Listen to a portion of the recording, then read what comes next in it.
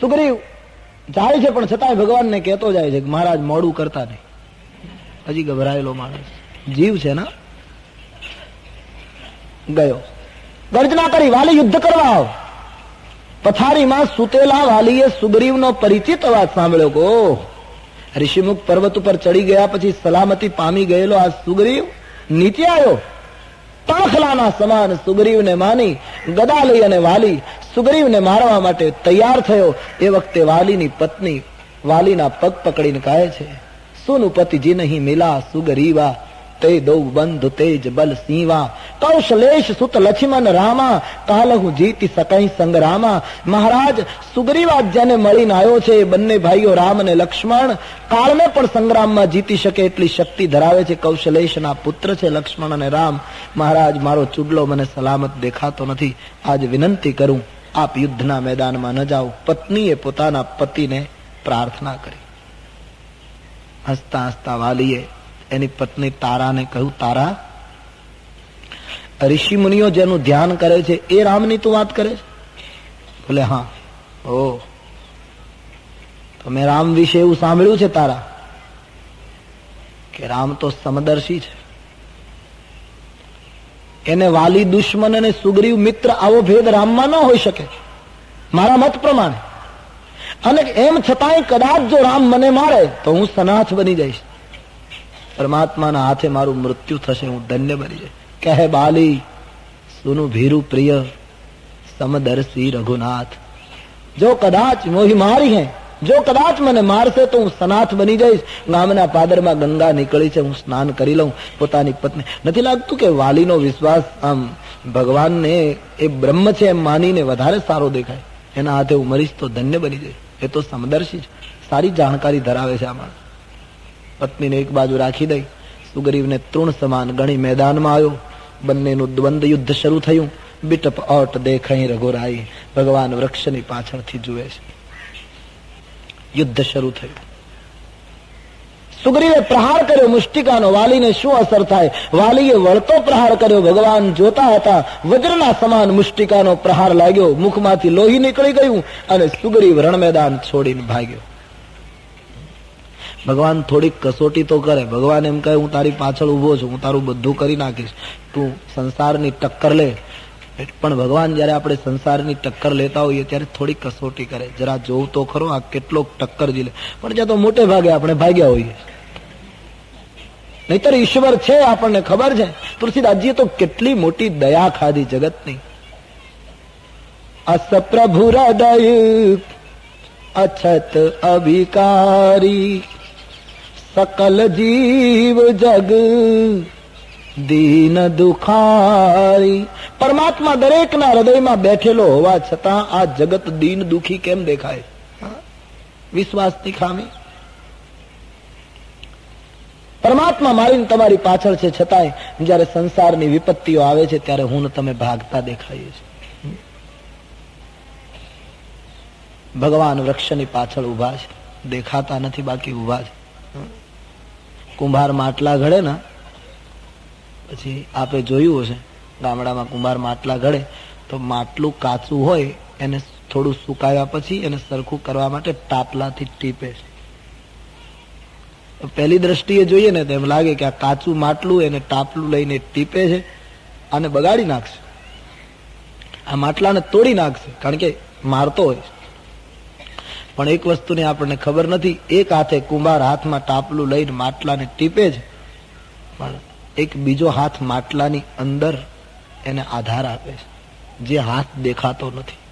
એમ ઈશ્વર પ્રત્યેક વ્યક્તિના જીવનના માટલાને થોડી થોડી વિપત્તિ દ્વારા, થોડી થોડી કસોટી દ્વારા ટીપે છે, પણ એક બીજો મદદનો હાથ અંદરથી રાખે છે, કારણ કે જીવ ઉપર અતિશય કૃપા છે પ્રભુ.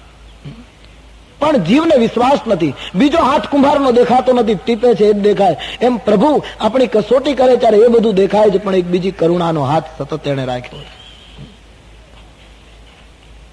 સુગ્રીવ મેદાનમાંથી ભાગે છે. ભગવાન રામજીની પાસે આવીને રડી પડ્યો, બંધુ ન હોય મૌર એ કાલા. મહારાજ તમે કહેતા હતા હું એક જ બાણે એને મારી નાખીશ, આપે શું કેમ માર્યો નહીં? આ તો સારું થયું હું ભાગીને આવ્યો, નહીતર બીજી મુષ્ટિકા એને મારી હોત તો મારી વાત પૂરી થઈ જાય. મેં આપને કહ્યું મહારાજ એની સામે યુદ્ધ કરવું મારા માટે કઠિન છે, મારો ભાઈ નથી, મારો કાળ છે. ભગવાનની એક ઈચ્છા એવી, શરૂઆતમાં ન માર્યો એનું કારણ થોડી કસોટી કરવી હતી સુગ્રીવની, અને બીજું કારણ સુગ્રીવ જ્યાં સુધી પૂર્ણ રીતે ન કહે વાલીને મારો ત્યાં સુધી. રામાયણના લંકાકાંડમાં પણ કથા છે, વિભીષણ જ્યાં સુધી રાવણને મારવાની વાત ન કરે ત્યાં સુધી ભગવાન બાણ, જીવ જ્યાં સુધી પૂર્ણ રીતે સ્વીકાર ન કરે કે નહીં મહારાજ હવે ખલાસ કરી નાખો, નિવેદન બદલીને કહ્યું મહારાજ મારો ભાઈ નથી, મારો કાળ છે, આપે એને માર્યો નહીં, હું એની સામે યુદ્ધ કરી શકું એમ રડી પડ્યો છે, આપે કેમ બાણ ન માર્યું, ફરિયાદ કરી. ત્યારે ભગવાને જવાબ આપ્યો, ભાઈ મેં તો બાણ તૈયાર કરી રાખેલું, પણ એ કરું પતોમાં ભરાતા દઉં. તમારા બંને ભાઈઓની અણસાર એક રૂપ છે, આમાં દૂરથી ખબર જ પડતી નથી કયો વાલી ને કયો સુગ્રીવ. તમારા ચહેરા બિલકુલ મળતા છે. વાલીને મારવા જાઉં ને તને બાણ વાગી જાય તો જગત કહે મિત્રદ્રોહ કર્યો. હવે આખી દુનિયાના ચહેરા જેણે બનાવ્યા છે ભગવાનને ખબર નહીં હોય કયો વાલી કયો સુગ્રીવ. જગચોર છે, બૂટા ભર્યા, ક્યારે કિનારી છાપશે, એને ઘેર બીબા કહો કેટલા હશે, રંગરેજ બેઠો ક્યાં હશે. આખા જગતના ચહેરા જેણે બનાવ્યા એ પરમાત્માને ખબર ન હોય એવું ન બને. પણ એક રૂપ તુમ ભ્રાતા, અત્યારે તમારા બંનેની સ્થિતિ એક રૂપ છે. એ પણ હમણાં એની પત્નીને સમદર્શી કહીને આવ્યો છે કે રામ સમદર્શી છે, તારો સુગ્રીવ તારી નિષ્ઠાને જરા વધાર, ભગવાન ગર્ભિત એકાય, હવે તું બીજી વાર જા. અને નિશાની માટે પ્રભુએ ફૂલની માળા સુગ્રીવના ગળામાં પહેરે. મેલી કંઠ સુમન કે માલા, પઠવા પુનિબલ દેઈ વિશાલા. ભગવાને કહ્યું જા હવે મને ખ્યાલ આવશે, માળા વાળો સુગ્રીવ અને માળા વિનાનો વાલી.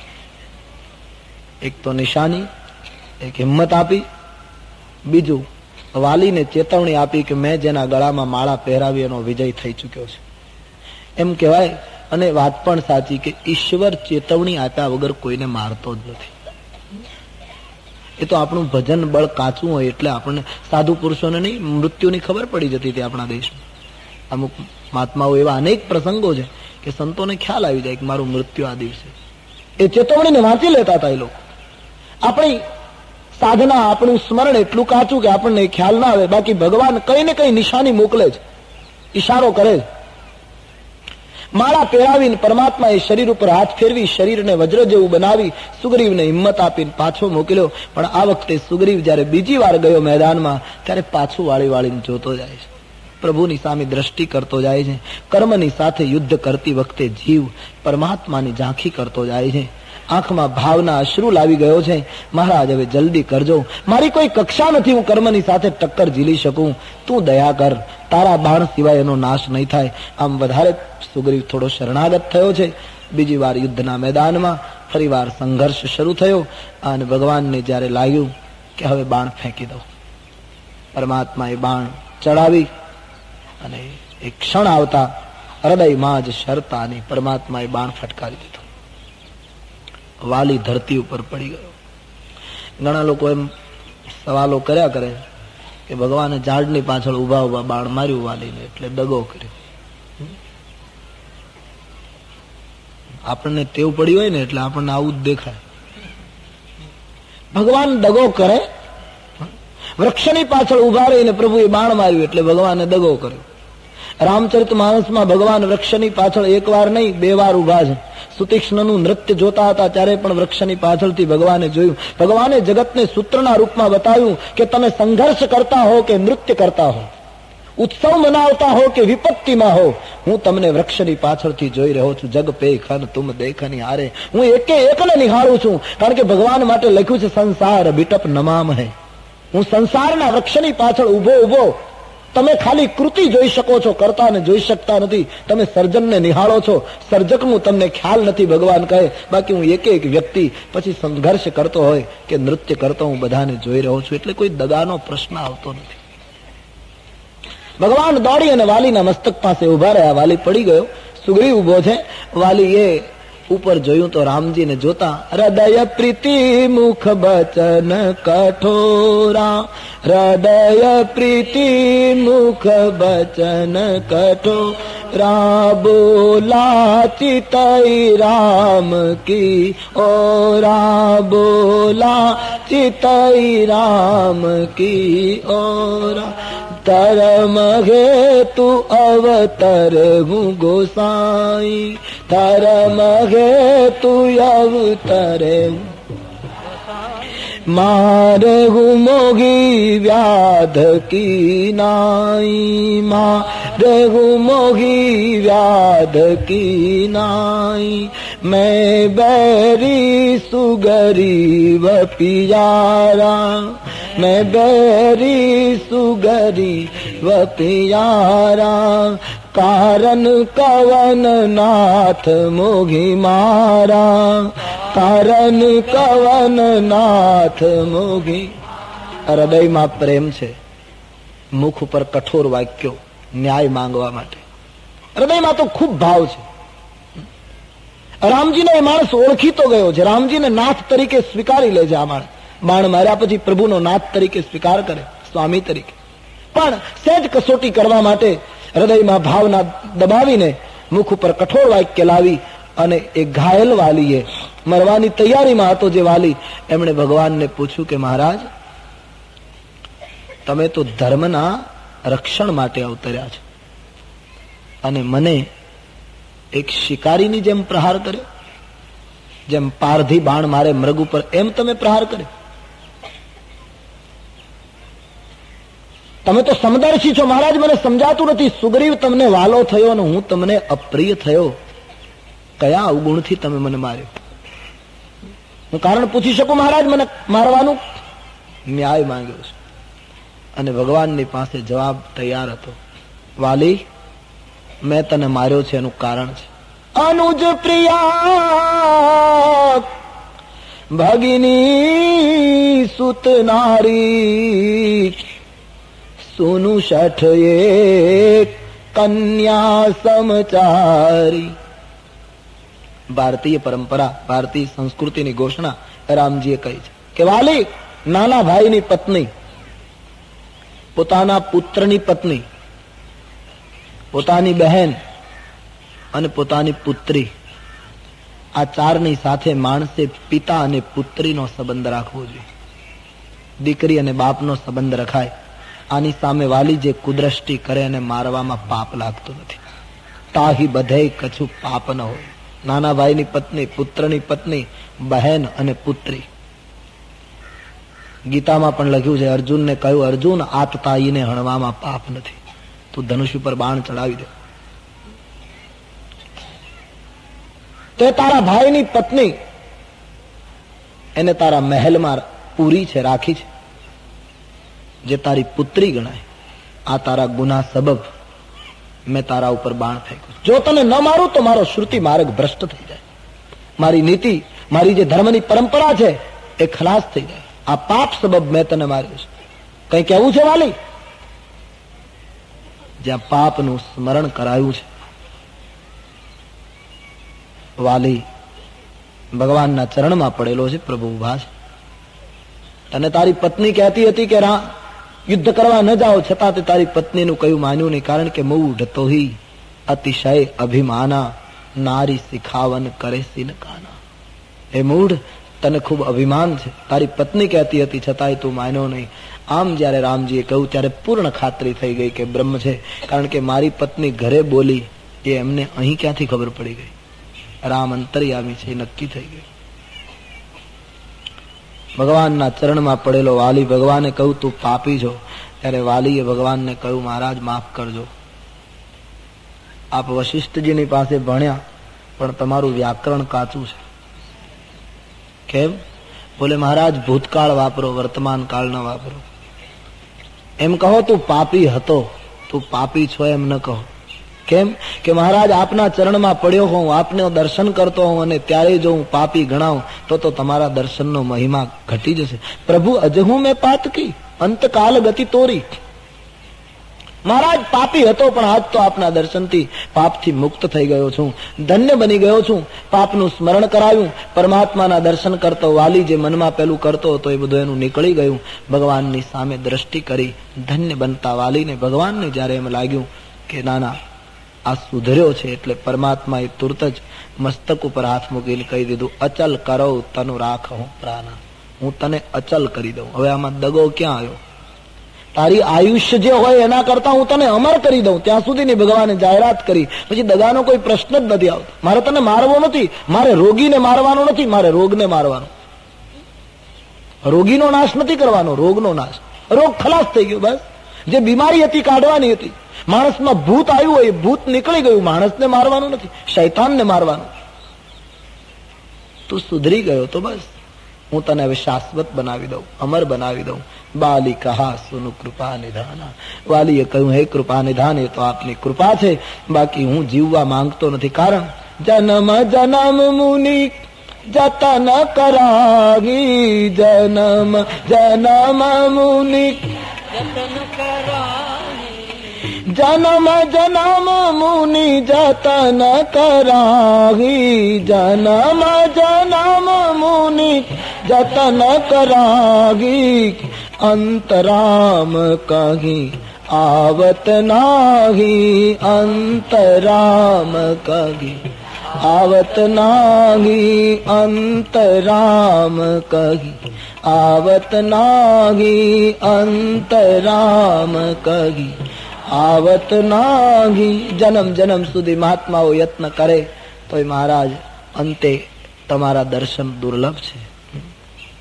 અમુક મહાત્માઓ એમ કહે છે કે જન્મ જન્મ સુધી મહાત્માઓ યત્ન કરે, ત્યારે અંત વખતે એના મુખે રામ શબ્દ આવે અને અંત વખતે રામ બોલી અંતે રામ કહીને જાય. એટલા માટે આવત નાહી, પાછું એને ધરતી ઉપર યાની સંસારમાં જન્મ મરણના ફંદમાં આવવું પડતું નથી. એ તમે છો મહારાજ. આપના દર્શન અંતે દુર્લભ છે, આપનું નામ જીભે આવવું કઠિન છે, અને એ તમે સ્વયં મારી સામે પ્રત્યક્ષ ઉભા હો અને હું જીવવાની વાત કરું. મહારાજ હું મૂર્ખ નથી. સોનાયન ગોચર જા સુગુણ નિત નેતિ, કહી શ્રુતિ ગાવગી જીતિ પવન મન ગો નીરસ કરી. મુનિ ધ્યાન કબ હુક પાવગી, મોહિ જાની અતિ અભિમાન. બસ પ્રભુ કહે હું રાખું શરીર ગીત, અસકાવન શઠ ઘટી કાટી સુર તરુ બારી કરગી બબૂરગી. મહારાજ એવો કોણ મૂર્ખ હોય?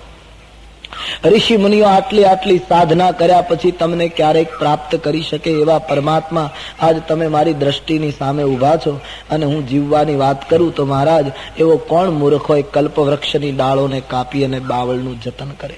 તમે મને અભિમાની જાણીને એમ કહ્યું કે તારા શરીરને રાખું, પણ પ્રભુ હું એટલો મૂઢ નથી. હવે તો એક ઈચ્છા છે મહારાજ,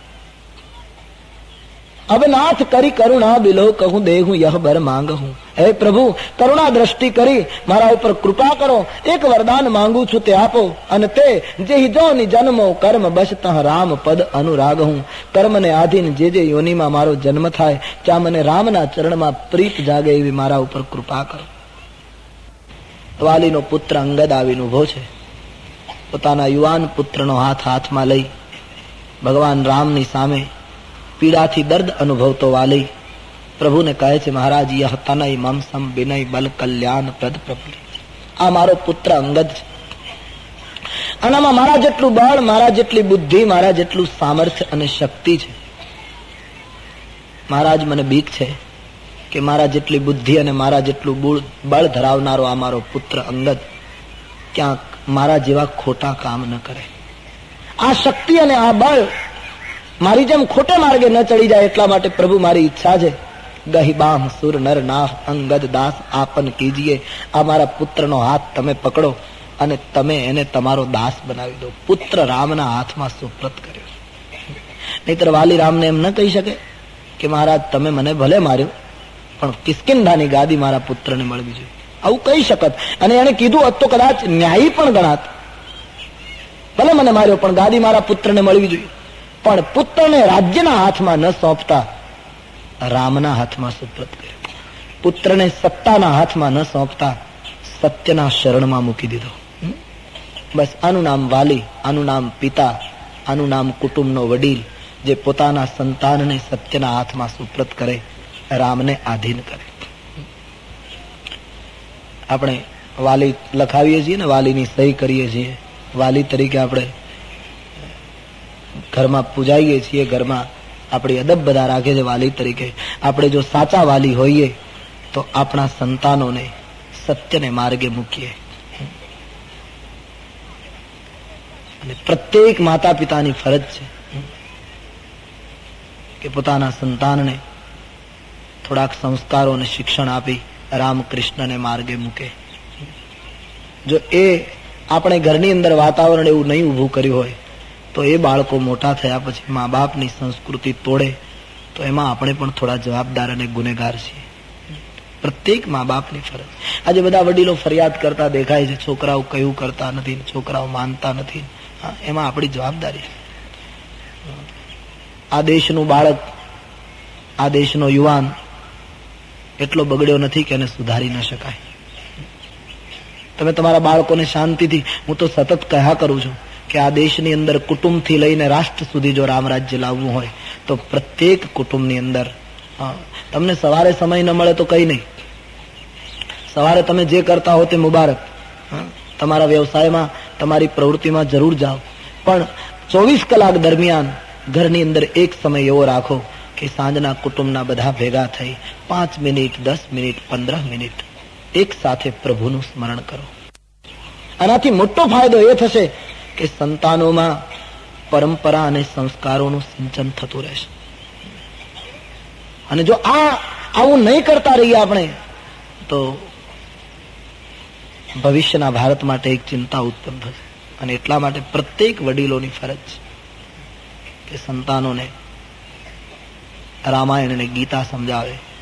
એને એમ કહે તું આનો સ્વાધ્યાય કર, આનો પાઠ કર, તને ન સમજાય તો પણ વાંચ. આ કરવાની જરૂર છે. તુલસીદાસજી લખે છે વાલી એ બહુ મહત્વનું કામ.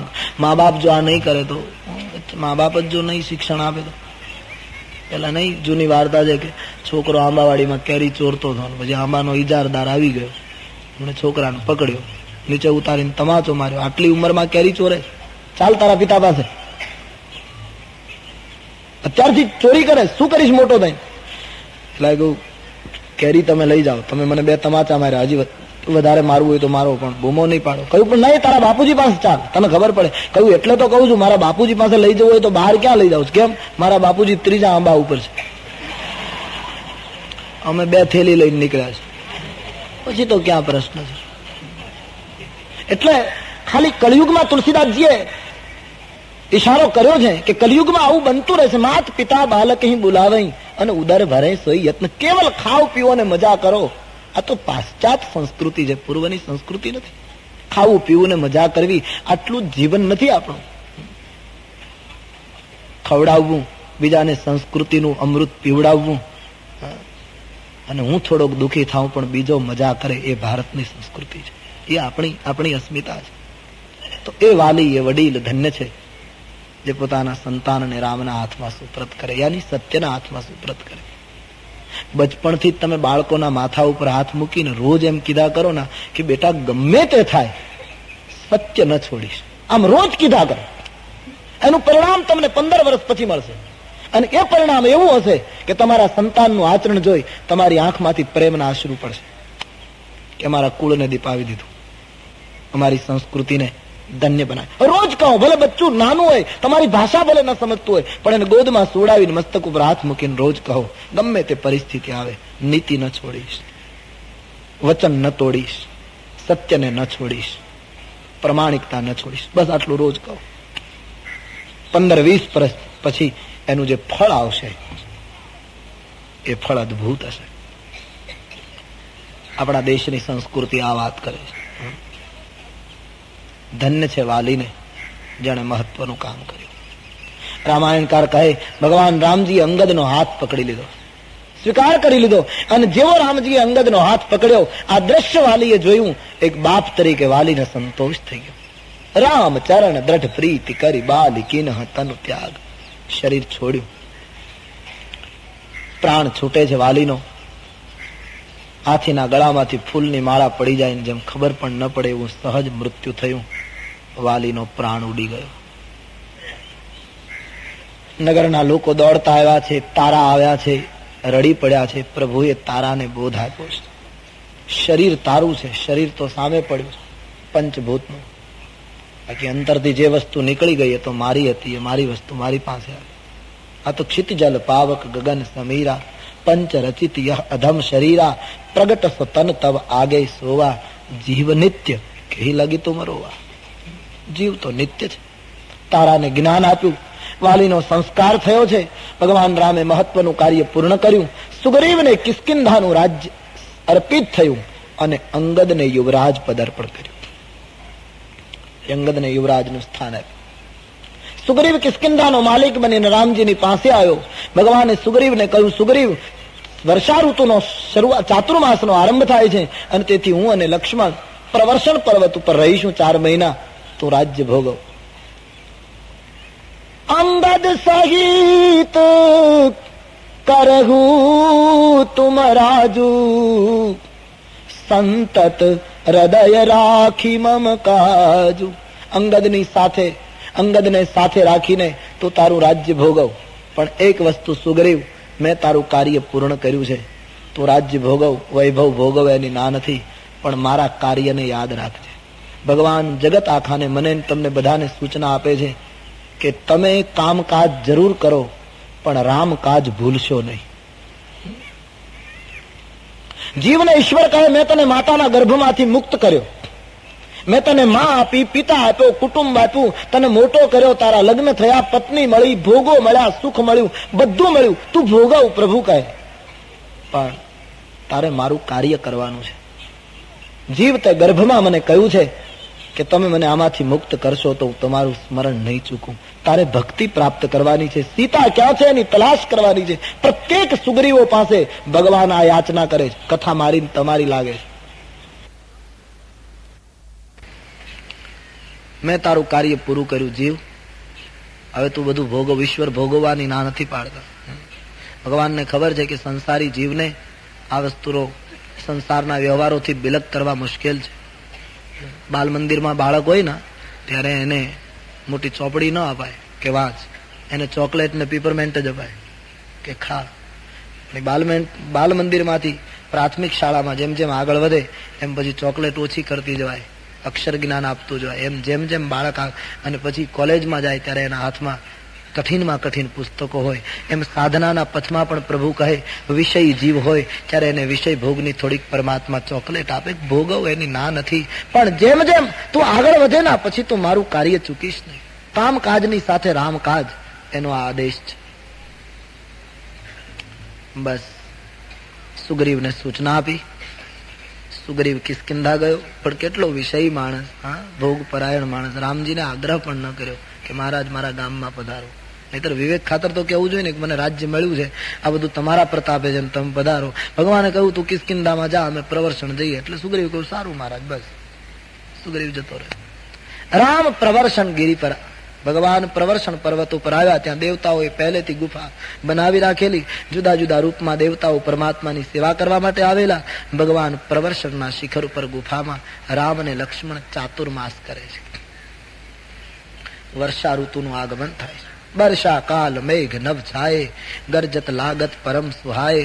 તુલસીદાસજી કહે, વર્ષાનો કાળ આવ્યો, આકાશમાં મેઘ છવાવા લાગ્યા, મેઘની ગર્જના થવા લાગી. અને એ મેઘની ગર્જના સાંભળી જંગલના મયુરો નૃત્ય કરવા લાગ્યા. લક્ષ્મણ દેખ હું મોર ગન, નાચત બારિદ પેખી, ગૃહી બિરતી રત હરખ જીમી વિષ્ણુ ભક્ત કહા દેખી. જેમ કોઈ વૈષ્ણવ આંગણે આવે અને ગ્રહસ્થ સજ્જન માણસ જેમ નાચી ઉઠે, એમ તુલસીદાસજી કહે મેઘના આગમનને જોઈ મયુરો નૃત્ય કરવા લાગ્યા. પણ ઘન ઘમંડ નભ ગરજત ઘોરા, પ્રિયાહીન ડર પત મન મોરા. દામિની દમ કરગી ઘન માગી, ખલકી પ્રીતિ જથા તીર નાગી. બરસહી જલદ ભૂમિ નિયરાઈ, જથા નવહી બુધ વિદ્યા પાઈ. બુંદય ઘાત સહી ગીર કૈસે, ખલકે બચન સંત સગ જૈસે. ભૂમિ પરત ભાડા બર પાની, જીમી જીવ માયા લીપટાની. સરિતા જલ જલ નિધિ મહ જાઈ, અન હોહી અચલ જીમી જીવ ઘરી પાય. હરિત ભૂમિ તૃણ સંકુલ સમજી પરે નહીં પંત જેમ પાખંડ વિવાદ તે અનગુપ્ત ભયે સદગ્રંથ. વર્ષાનું વર્ણન થોડી ચોપાઈમાં કર્યું છે, ઋતુ વર્ણન આવ્યું છે. અડધી ચોપાઈમાં વર્ષાનું વર્ણન, અડધી ચોપાઈમાં માનવીની તાત્વિક સૂચના. લક્ષ્મણ, આકાશમાં વીજળીનો ચમકારો થાય છે, ઘડીક થાય ઘડીક બંધ થાય, દેખાય અલોપ થાય, વીજળી જેમ ચમકે ને પાછી જતી રહે. એમ દુર્જનની પ્રીતિ ક્યારેક દેખાય ક્યારેક છુપાય, એમાં વીજળી ચમકે ને જતી રહે. વાદળાઓ સભર થયા પાણીથી એટલે ધરતીની નજીક આવીને વરસવા લાગ્યા. જેમ સજ્જન માણસને વિદ્યા આવે ત્યારે એ હંમેશા નમતો જાય, વિનમ્ર બનતો જાય. આકાશમાંથી પડતા વર્ષાના બિંદુઓ પર્વતો કઈ રીતે સહન કરે, જેમ દુર્જનના શબ્દો સંત પુરુષો સહન કરે. આકાશનું જળ સ્વચ્છ છે, પણ ભૂમિને અડ્યા પછી ડોળું થાય છે. જીવ ઈશ્વરનો ટુકડો છે, પણ માયાના સંસર્ગમાં આવ્યા પછી ડોળાય છે. એમ ઉપરનું સ્વચ્છ પાણી ધરતીના સંસર્ગથી ડોળું બને છે. નાના નાના નેરડાઓ, નાની નાની નદીઓમાં એટલું બધું પાણી ભરાયું કે પૂર આવવાથી બેફામ વહેવા લાગ્યા છે. જસ થોરે ધન ખલ બવરાઈ, જેમ થોડીક સમૃદ્ધિ મળી જાય, થોડીક સગવડ વધી જાય એટલે દુર્જન માણસ આમ એકદમ પેલો દેખાવા માંડે, ઉછાળા મારવા લાગે, અભિમાની બની જાય. એમ નાની નાની નદીઓ આમ ઉછાળા મારવા લાગી. આટલી બધી સરિતાઓ દોડે છે, એ સાગરને મળે ત્યારે જ શાંતિનો અનુભવ કરે છે. જેમ જીવ ઈશ્વરને પામે પછી જ શાંતિ પામે છે.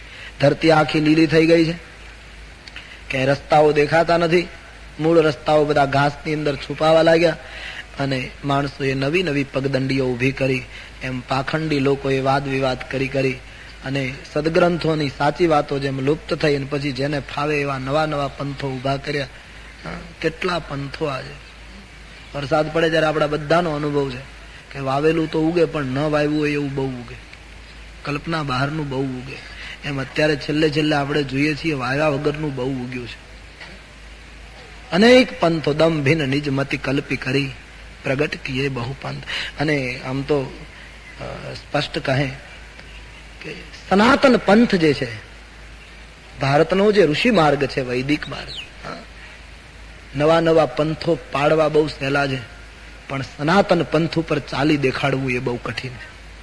કારણ કે સનાતન માર્ગ ઉપર તો અનેક વિભૂતિઓ આવી ગઈ ને, એ ગીર્દીમાં બધાને એમ થાય છે કે આ ગીર્દીમાં આપણને કોણ ઓળખે, આમાં આપણી ક્યાં પ્રભુતા છે. એટલે બધાએ નવી નવી કેડીઓ પાડી દીધી. કારણ કે પહેલામાં તો દેખાય નહીં, આટલી વિભૂતિઓ સનાતન ધર્મએ આપી છે. એટલે દંભીન નિજમતી કલ્પી કરી પ્રગટ કીએ બહુ પંથ. કોઈ આમ ઉભું કર્યું, કોઈ આમ ઉભું કર્યું, કેટલા મતો, કેટલા પંથ.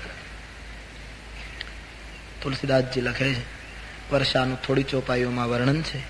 વર્ષા ઋતુ પૂરી થાય છે, શરદ ઋતુનું આગમન થાય છે. તુલસીદાસજીએ જગતને બતાવ્યું ઋતુ એક નથી રહેતી, ઋતુઓ બદલ્યા જ કરે છે. એમ પરમાત્મા જીવને સુખની ઋતુ આપે ત્યારે જીવે ભૂલવું ન જોઈએ અને સાવધાન રહેવું જોઈએ કે સુખની વર્ષા થાય પછી પાછી દુઃખની ઋતુ પણ શરૂ થતી હોય છે. આ તો ઋતુ છે, જીવન એ તો બદલ્યા જ કરે છે. તુલસીદાસજીએ લખ્યું છે, વર્ષા વિગત શરદ ઋતુ આવી પણ સુધીન તાત સીતા કે પાઈ. હે લક્ષ્મણ, વર્ષા ગઈ, શરદ ઋતુ આવી ગઈ, હજી આપણે સીતાજીના સમાચાર મેળવી શક્યા નહીં. કોઈ જગ્યાએ સીતા જીવતા હોય તો કોઈ પણ રીતે આપણે એને પ્રાપ્ત કરવા જોઈએ. અને હે લક્ષ્મણ, સુગ્રીવ અહીં સુધી મોરી બિસારી. સુગ્રીવ આપણું કાર્ય ચૂકી ગયો, આપણી સુધી ભૂલી ગયો. એને વચન આપ્યું હતું આપણને કે વાલીના વિનાશ પછી મહારાજ હું સીતાજીની તલાશી માટે પૂરો પ્રયાસ કરીશ, પણ એ કામ ભૂલી ગયો છે. કારણ પાવા રાજકોષ પૂરનારી. એને રાજ્ય મળી ગયું, ખજાનો મળી ગયો, વૈભવ મળી ગયો, પત્ની મળી ગઈ. હવે આપણી શું જરૂર? બસ બધાની મોટા ભાગે આ દશા છે આપણી સ્થિતિ. ઈશ્વર માટે આપણે બધા વચનો આપ્યા હોય કે અમે આમ કરીશું, પણ જયારે બધી સગવડ મળે છે ત્યારે આજકાલ નહીં, લોકો બરાબર બધું ભણે, ભગવાન દરેક રીતે સુખી કરે, પછી એવી વાતો કરે અમે ભગવાનમાં માનતા નથી. આ કઈ આ ગૌરવ લેવા જેવી વાત છે? તમે ભણો, તમને પદ મળે, તમને પ્રતિષ્ઠા મળે, તમને સમાજમાં ગૌરવ મળે, અને પછી તમે એમ કહો અમે ઈશ્વરમાં માનતા નથી. એ કઈ ગૌરવ લેવા જેવી વાત નથી. સાધુઓની દ્રષ્ટિમાં તો એ દયા ખાવા જેવી વાત છે, એક કંગાલ નિવેદન છે. એ કોઈ ગૌરવ તો એ છે તમે ઘોષણા કરો સંસ્કૃતિની, તમે ગીતાને હાથમાં ઉઠાવો, તમે રામાયણને હાથમાં ઉઠાવો, એ ગૌરવ લેવા જેવી વાત. પણ જયારે બધી સુલભતા થાય છે ત્યારે જીવ પ્રભુને ભૂલે છે, અને જ્યારે જીવ પ્રભુ કાર્ય ચૂકે છે ત્યારે પરમાત્મા એ જીવને સુધારવા માટે ભૂલેલો માર્ગ જીવને પાછો પુનઃ સાચે માર્ગે લાવવા માટે પ્રભુ થોડીક વિપત્તિ મોકલે છે. જ્યારે જ્યારે આપણે ઈશ્વરનું કામ ચૂકીએ છીએ, સુગ્રીવ રાજકારીમાં એટલો બધો ડૂબ્યો ભોગમાં કે પરમાત્માનું કાર્ય ચૂકી ગયો. ભગવાને લક્ષ્મણને કહ્યું સુગ્રીવ ભૂલી ગયો, પણ એને ખબર નથી લાગતી. લક્ષ્મણ જય સાયક મેં મારા બાલી, જે બાણે મેં માર્યો તે ઈશ્વર હતો મૂઢ કા કાલી, હું કાલે એ મૂઢને મારી નાખીશ. ભગવાન આવું બોલી ગયા, મેં વાલીને માર્યો, કાલે હું સુગ્રીવને મારી નાખીશ. તો ભગવાન માટે ઘણા લોકો એમ કહે ભગવાનનું તો એક વચન, એ હકીકત છે ભગવાનનું એક વચન. તો ઘણા લોકો એમ કહે કે ભગવાન બોલી ગયા હતા કે હું સુગ્રીવને કાલે મારી નાખીશ, પછી માર્યો કેમ નહીં? પણ સંતોએ બહુ સરસ ખુલાસા કર્યા, વાસ્તવિક ખુલાસા, કે ભગવાને સુગ્રીવને મારી નાખવાની વાત કરી હતી, પણ કાલે મારીશ તે ઈશ્વર હતો મૂઢ કા કાલી. એનો અર્થ એમ થાય કે આ સાંજ સુધીમાં શરણે ના આવે તો કાલે મારવાનો. સાંજ સુધીમાં સુગ્રીવ આવી ગયો પછી કોઈ મારવાનો પ્રશ્ન નહોતો. અથવા તો અમુક સંતો એમ કહે કે જે બાણે મેં વાલીને માર્યો એ જ રીતે જો હું સુગ્રીવને મારું તે ઈશ્વર હતો મૂઢ કા કાલી, તો કાલે લોકો મને મૂઢ કહે છે કે ભગવાને મિત્રદ્રોહ કર્યો, એકવાર હાથ પકડ્યો પાછો મારી નાખ્યો, થોડીક ભૂલ કરી ત્યાં એને આમ કર્યું. ભૂલતા જીભને દાંત કચડે કદી તો એને પાડવાની કરતો તૈયારી. ક્યારેક થોડીક ભૂલ કરી ગયો એ માણસ તો ભગવાન એને મારી નાખ્યો, કદાચ કાલે કોઈ મારી ટીકા કરે. પણ મૂળ વાત એ છે ભગવાનની જે સત્ય પ્રિયતા છે કેવલ શબ્દોની પ્રિયતા નથી, એના તથ્ય સુધી પહોંચીએ તો જ સત્યને સમજાય. ખાલી ભગવાન બોલી ગયા હું કાલે મારી નાખીશ અને પછી માર્યો નહીં, એટલે ઘણા લોકો આ ચર્ચા કર્યા જ કરતા હોય કે કેમ માર્યો નહીં. હું તમને કહું, ડોક્ટર આપણે હોસ્પિટલમાં દાખલ થઈએ અને આપણને ગુમડું થયું હોય અને ડોક્ટર તપાસ કરી નિર્ણય કરે કાલે ઓપરેશન કરી નાખે, ઓપરેશન કરવું પડશે, કાલનો સમય નક્કી કરે. પણ કઈ કુદરતી બને એવું કે કાલ થતા પહેલા સંધ્યા સુધીમાં, આજની સંધ્યા સુધીમાં ગુમડું એની વેળાએ ફૂટી જાય, તો પછી કાલ ઓપરેશન કરવાનું કે નહીં? ડોક્ટર બોલ્યો હતો એટલે કાપે જ છૂટકો, ભલે ફૂટી ગયું તોય કાપવું, કારણ કે ડોક્ટર બોલ્યો હતો. એમ ભગવાન એમ બોલ્યા કે હું કાલે એને મારીશ, પણ એનું જે એક વિષયનું એક ભોગમાં ડૂબેલો એ માણસ હતો એ વાતમાંથી એને બચાવી લેવામાં આવ્યો, અથવા તો એને સમજણ આપવામાં આવી, એને વાળી લીધો, ભગવાન તરફે આવી ગયો, પછી મારવાનો કોઈ પ્રશ્ન રહેતો નહોતો. ધર્મ અને સત્ય કઈ શબ્દોના કારાગૃહમાં પુરાય નહીં. એની વ્યાખ્યા તો બહુ વિશાળ હોય, જીવનના સંદર્ભમાં એને વિચારવું પડે. ભગવાન અત્યારે બોલ્યા છે હું કાલે એને મારીશ. લક્ષ્મણજી ઉભા થઈ ગયા, મહારાજ મારવો જોઈએ તો કાલ ઉપર નહીં છોડો, તો આજે જ રાખો, કારણ કે કાલનો અનુભવ આપણને અયોધ્યા વાળાને સારો નથી. કારણ કે આપણા પિતાજી કાલ અયોધ્યાની ગાદી રામને આપી છે એમ કરવા ગયા તો એનું રામ રાજ્ય 14 વર્ષ સુધી પાછું ધકેલાઈ ગયું. મહારાજ કાલનો ભરોસો નહીં, જો મારવો જોઈએ તો આજે જ કરીએ, અને મોટાને તમે માર્યો, નાનો મને સોંપો, મારા ભાથામાં બાણ છે મહારાજ. લક્ષ્મણજી તુરંત તૈયાર, પરમાત્માનો રોષ જોઈને લક્ષ્મણજી તૈયાર થયા છે, મહારાજ હું જાઉં. ભગવાને કહ્યું નહીં સુગ્રીવ, એને મારવો નથી તો એક કામ કર, ભય દિખાય લે આવ હું તાત સખા સુગ્રીવ.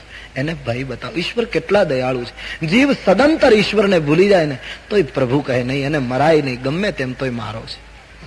એને જરા ભય બતાવ, એને જરા ડર દેખાડ, જરા સુધારી, જરા ધ્રુજાવી દે બસ. ઓર લે આ બાળક ભૂલ કરે ને તો ઘણી વખત કુટુંબમાં નથી બનતું, માં એને એમ કહે હું આજે બપોરે તને જમવા નહીં દઉં, તે બાર ભૂલ કરી. પણ એનો અર્થ એ માં નિષ્ઠુર થઈ ગઈ છે એમ નહીં. જે દિવસે પોતાના બાબાને જમવા ના આપે તે દિવસે માં પોતે જમી ન શકી હોય, માં તે દિવસે ભૂખી રહી હોય, પણ બાળકને સુધારવા માટે એક ટંકે ભોજન ના આપે. એમ સુગ્રીવને થોડો ભય બતાવીને લક્ષ્મણ તું લઈ આવ.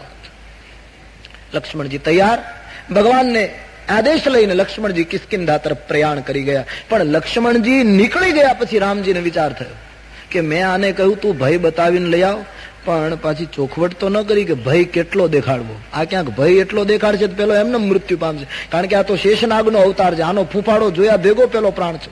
આ તો શેષનારાયણ છે, ભયનું પણ કઈ પ્રમાણ હોવું જોઈએ. એટલે ભગવાનને વિચાર થયો, મેં ખાલી ભય દેખાય એટલે આવું હું કહ્યું, કદાચ એટલો બધો ભય બતાવશે તો મુશ્કેલી. એટલે એક બાજુથી લક્ષ્મણને મોકલ્યા, બીજી બાજુથી પોતાની પ્રેરણા રવાના કરી. અહીં હનુમાનજી મહારાજને પ્રેરણા થઈ.